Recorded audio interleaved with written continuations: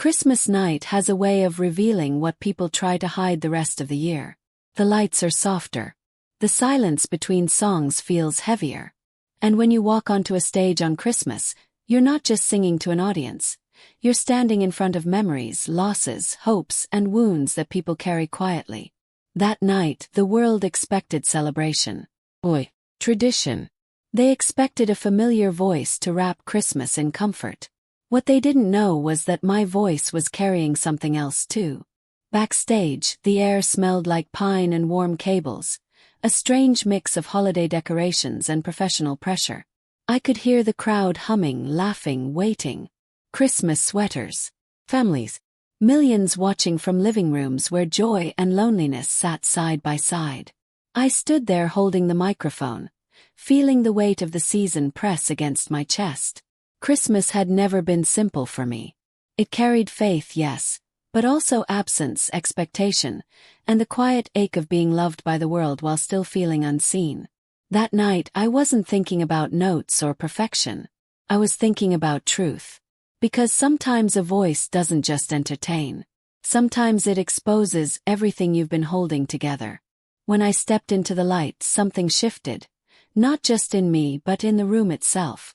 The song didn't sound like a performance anymore. It sounded like a confession wrapped in melody. And before I realized it, the night became something no one had planned for. This is the story of that Christmas night. The night my voice lit up more than a stage. The night the world felt something deeper than celebration. Stay with this story until the end because what happened behind the music changed how I understood my voice and myself forever. And if stories like this move you, don't forget to like the video, subscribe to the channel, and turn on notifications so you never miss the next story. Christmas night always arrived louder than it should have. Even before I stepped onto the stage, I could hear it. The crowd buzzing with anticipation, the orchestra tuning, the soft jingle of decorations hanging where cables and steel usually ruled. Everywhere I looked, there were reminders that this night was supposed to be joyful. Red ribbons taped to black equipment cases. Pine branches tucked into corners of a place built for pressure, not peace. I stood backstage, wrapped in a white coat that felt heavier than fabric, listening to the sound of my name being whispered, called, anticipated. Whitney's coming. Whitney's about to sing. This is going to be special. Christmas always made people expect something pure from me. Something holy. What they didn't know was how complicated this season had become in my chest. I closed my eyes and breathed slowly, letting the noise blur into a distant hum. Faith had been my foundation since childhood. Church, harmony, voices lifting together. But Christmas had also become a mirror. It reflected what was missing just as brightly as what was celebrated. People sang about togetherness while sitting next to empty chairs. They smiled while holding grief just below the surface. I understood that feeling more than anyone realized. An assistant brushed past me, apologizing, her hands full of last-minute details. 5 minutes, she said, cheerful but rushed. 5 minutes before I would step into millions of living rooms. 5 minutes before my voice would be asked to carry the weight of the season. My manager approached, clipboard tight against his chest. "The set list is locked," he said. "Keep it warm. Familiar. People need comfort tonight." Comfort. That word again. I nodded, because nodding was easier than explaining that comfort sometimes comes from honesty, not perfection. He smiled, relieved, and moved on. Everyone wanted reassurance tonight, including the people running the show. Left alone, I glanced at the folded paper tucked into my coat pocket. The lyrics weren't part of the program. They weren't rehearsed with the orchestra. They weren't approved. But they had been sitting with me for weeks. A Christmas song, yes, but not one wrapped neatly in cheer. It spoke of longing, of light found in darkness, of faith that flickers before it steadies. When I first sang it alone at the piano, my hands had trembled. Not because it was difficult, but because it was honest. Too honest, some had said. I could still hear the warning from days earlier. "This isn't the night to make a statement, Whitney." But when is it? A stagehand peeked around the corner. 30 seconds. The orchestra began the opening notes of the planned song, drifting backstage like a promise I wasn't sure I could keep. I walked closer to the curtain, feeling the heat of the lights, the energy of the crowd pressing forward.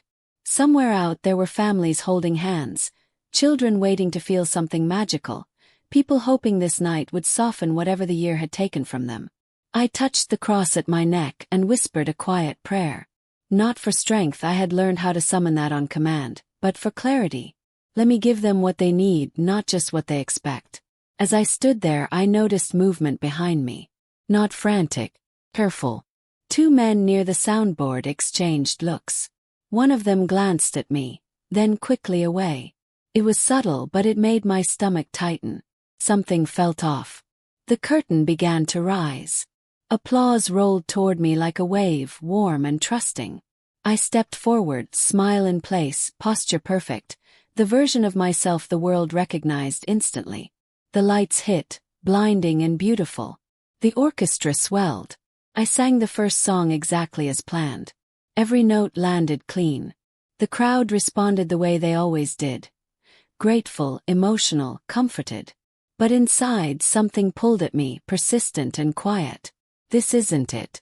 As the applause faded and the conductor lifted his hands for the next cue, my heart began to race. I felt the folded paper press against my chest like a reminder. I looked out at the sea of faces, at the expectation shining back at me, and realized I was standing at a crossroads no one else could see. Christmas night had given me a choice. And whatever I chose next would change the meaning of this night. For them and for me, forever.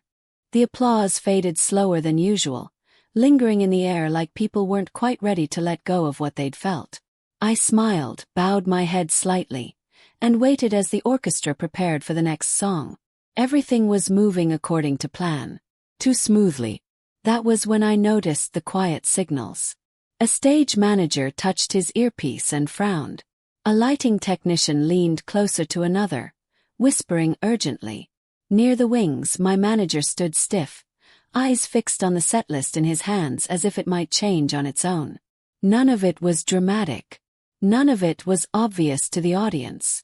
But I had lived long enough in these spaces to recognize tension when it hid behind professionalism. The conductor lifted his baton, waiting for my cue. I hesitated just a fraction of a second longer than rehearsed. Long enough to feel my heartbeat thudding against my ribs. Long enough to hear my own thoughts over the music. You don't have to do this. The voice was familiar. Sounded like reason. Like safety.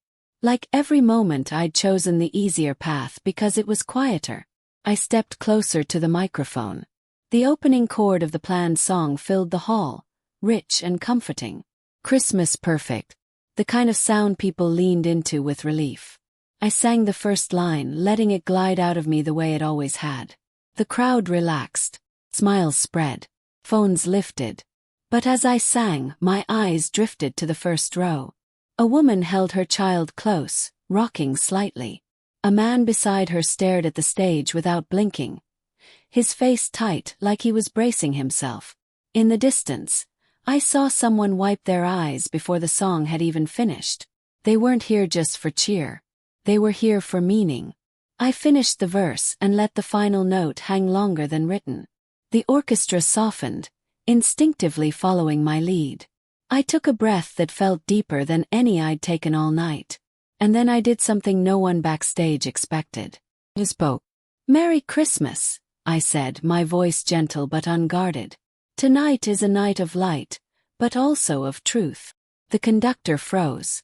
The orchestra stilled.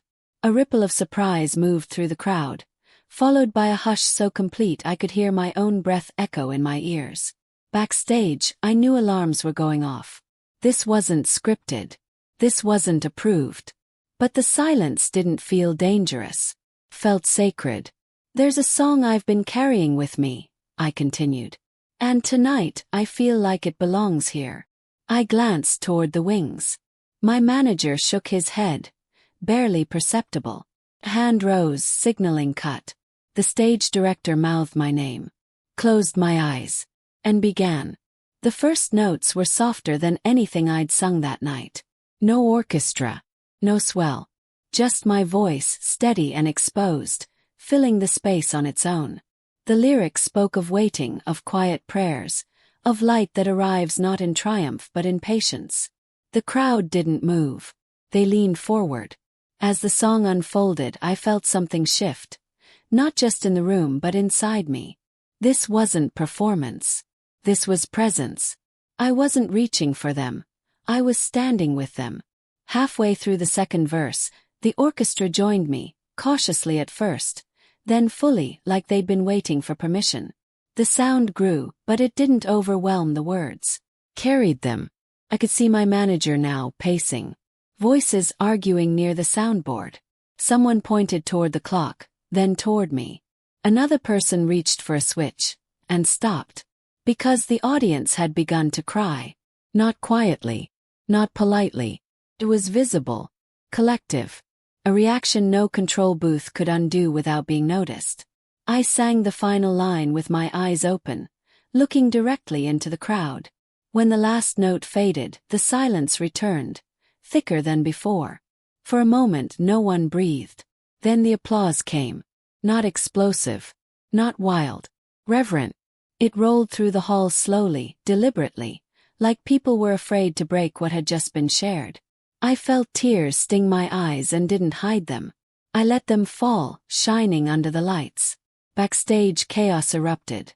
But on that stage in that moment everything felt still.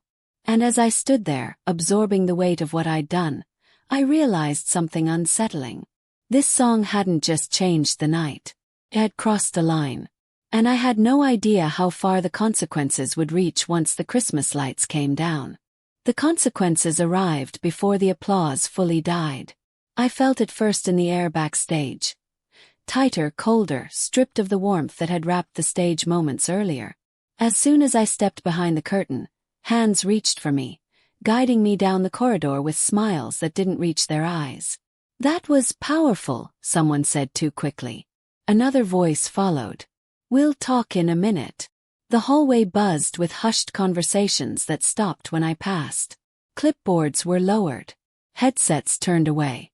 Christmas decorations along the walls suddenly looked out of place, like they belonged to a different night altogether.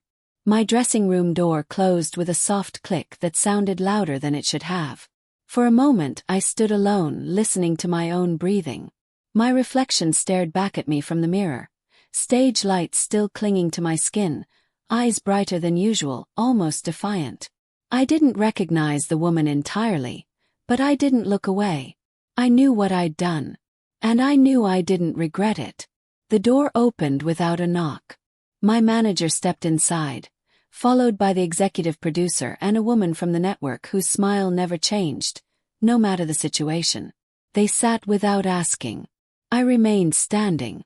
That song wasn't cleared, my manager began, voice low but controlled. You know that. I do, I said calmly. There were sponsors, the producer added.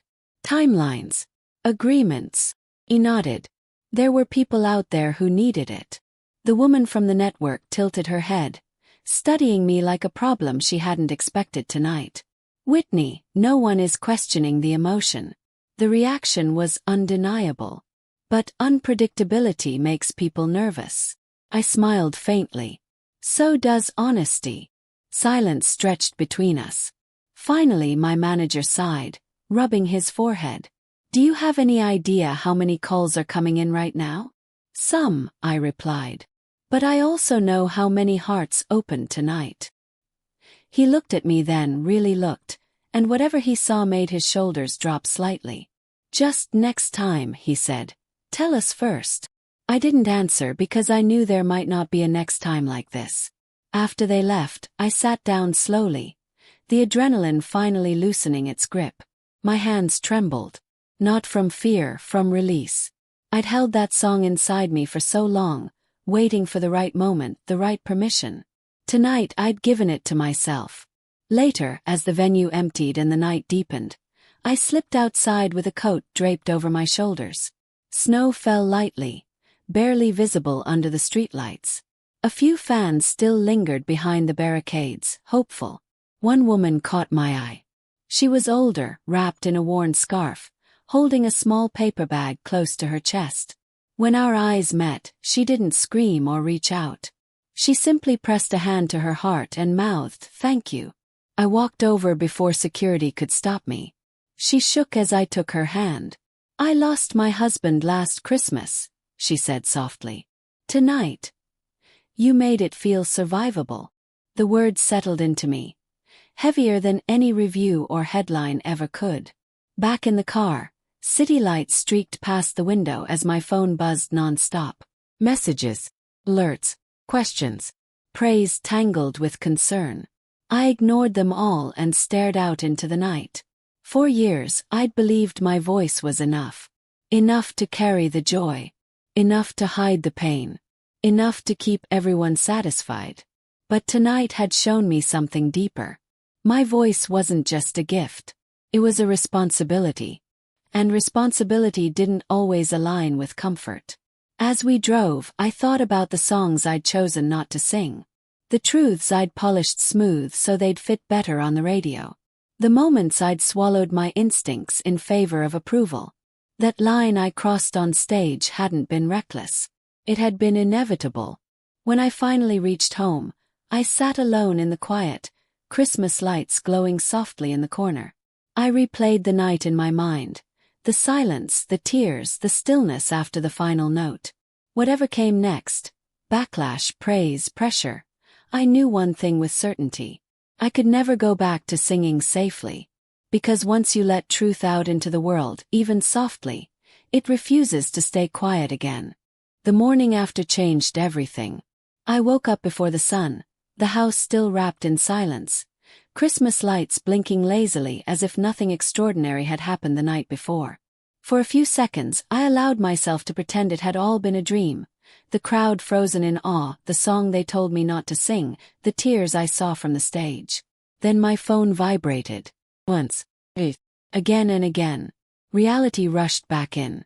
Headlines were already forming their own version of the story. Some praised the courage. Others questioned the decision. A few hinted at instability, a word that followed me more often than melody ever did. I made coffee and sat at the kitchen table, robe pulled tight around me, scrolling slowly. I didn't rush. I wanted to feel it, the weight of being seen without permission. By mid-morning the calls began. My manager's voice was careful. Too careful. "We need to meet today." "I figured," I replied. At the label offices, Christmas decorations felt forced, like they were trying to soften a conversation that wouldn't be gentle. We sat in a glass-walled room overlooking the city. Executives shuffled papers that didn't matter. Lawyers joined by speakerphone.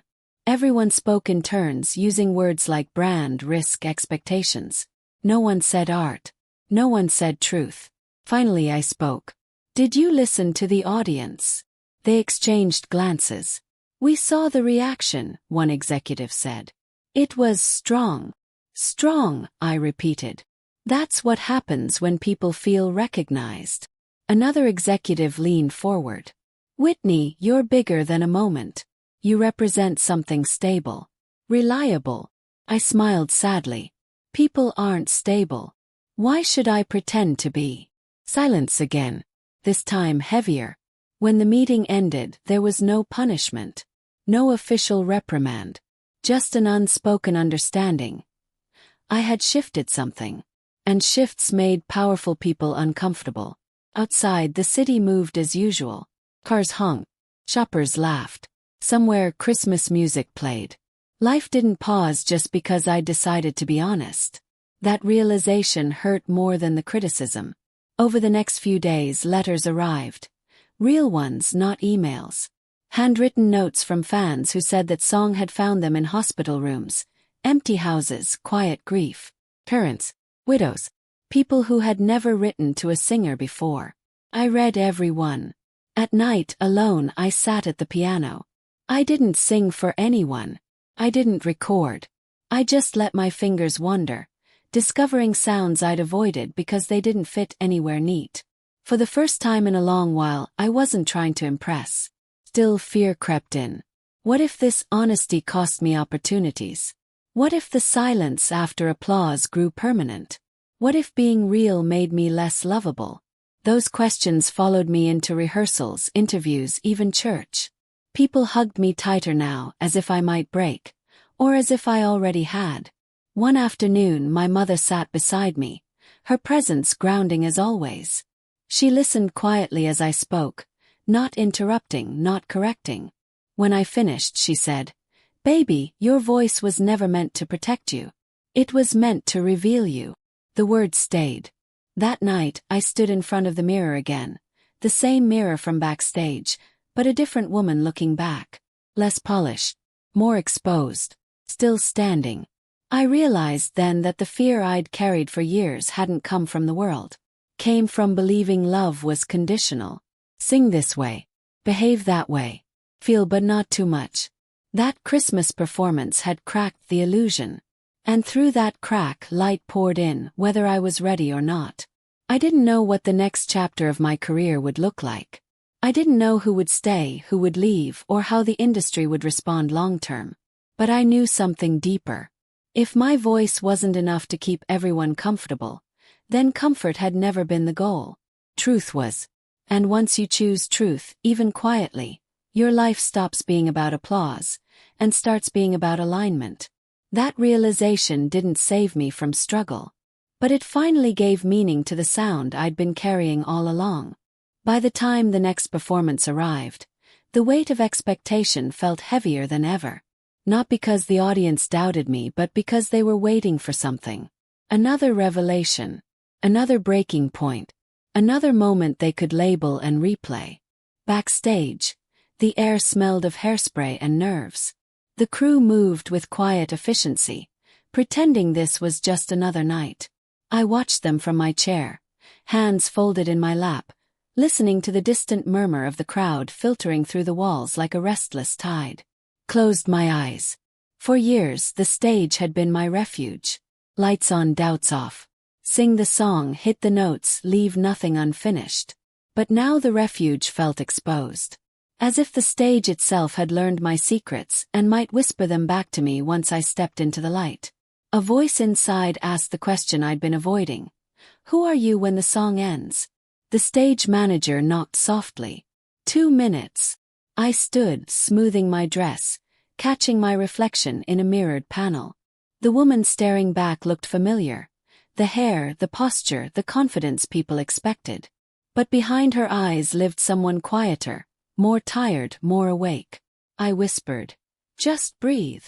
When the lights came up, the applause surged instantly. Loud, loving, demanding.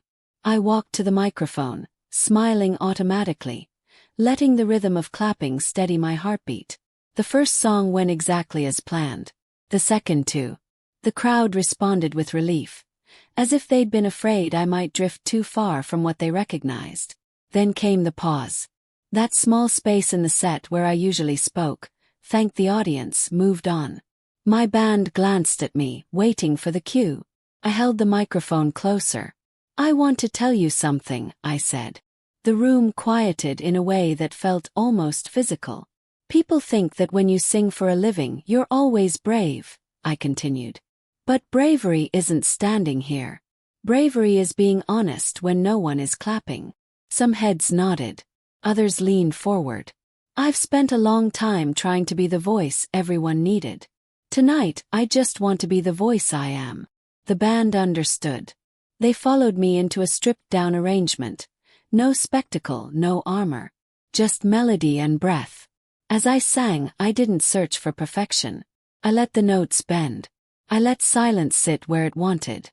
I let the emotion come without asking whether it was convenient. And something extraordinary happened. The audience didn't pull away. They leaned in. I saw it in their faces, the recognition. Not of a star but of a shared feeling. Oh, fragility, faith. The things no chart could measure. When the song ended, the applause didn't explode right away. Hovered. Then rose slowly, warmly, like a tide returning to shore.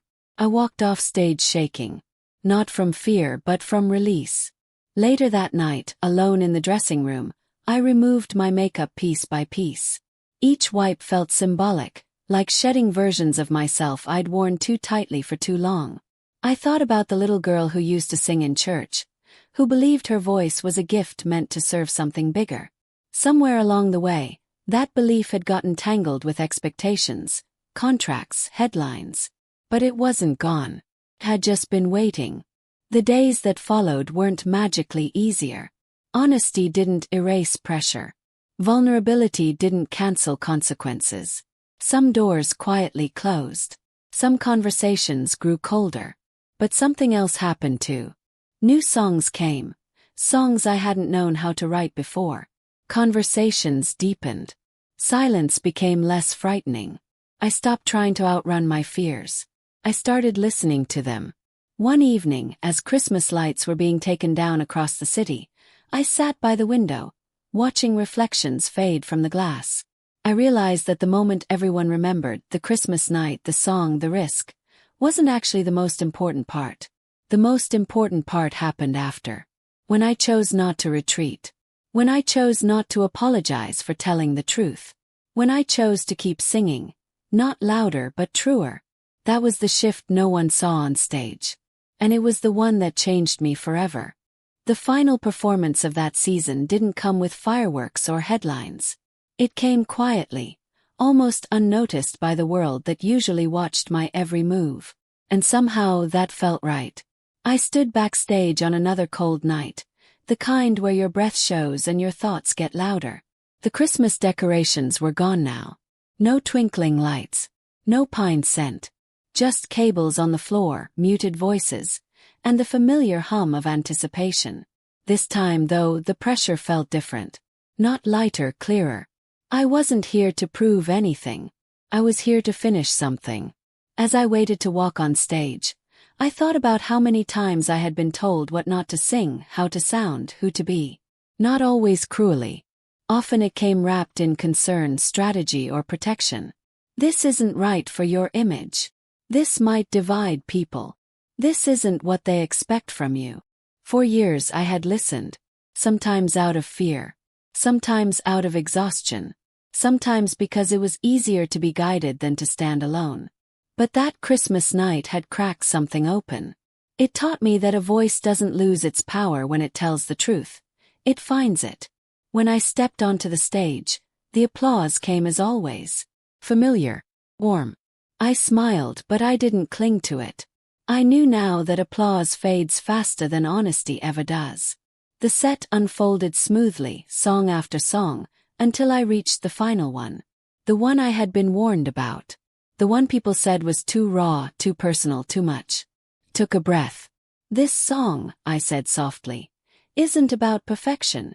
It's about choosing to sing even when your voice is tired. The room stilled. As the first note left my mouth, I felt it. Not fear, not adrenaline, but grounding. Like my feet had finally found solid ground after years of standing on expectations alone. I sang about doubt. About faith that wavers. About loving the world and still feeling lonely inside it. I didn't push the high notes. I didn't chase applause. I let the song be what it was meant to be. Human. Halfway through, I noticed someone in the front row wiping their eyes. Then another. Then another. It wasn't drama. It wasn't spectacle. It was connection. When the last note faded, there was silence, the good kind. The kind that means people are feeling something too deeply to interrupt it. Then the applause came. Not explosive. Not screaming. Honest. Backstage afterward, I sat alone for a long time. No entourage. No noise. Just me and the echo of what I had done. I realized something then that I wish I had understood earlier in my life. My voice was never meant to protect me from pain. It was meant to carry me through it. All those years I thought strength meant control. Precision. Always sounding unbreakable. But strength, I learned, also lives in softness. In telling the truth even when your hands shake. In singing the song even after someone tells you not to. The world will always have opinions. It will always watch, judge, speculate, applaud, criticize, and move on to the next moment. But the voice you live with, the one inside you, that one stays. And that night I finally made peace with mine. I walked out into the cold air after the show. Coat wrapped tight, city lights blurring in the distance. For the first time in a long while, I didn't feel like I was carrying the weight of the world on my shoulders. I felt like I was carrying myself. Christmas had passed. The stage lights were off. But something inside me was still glowing, not because I had defied someone, not because I had proven anything, but because I had chosen to sing anyway. And sometimes that choice is the most powerful song of all. If this story made you reflect on courage, truth, and the cost of using your voice, take a moment to sit with it. Ask yourself what song you've been told not to sing, and why.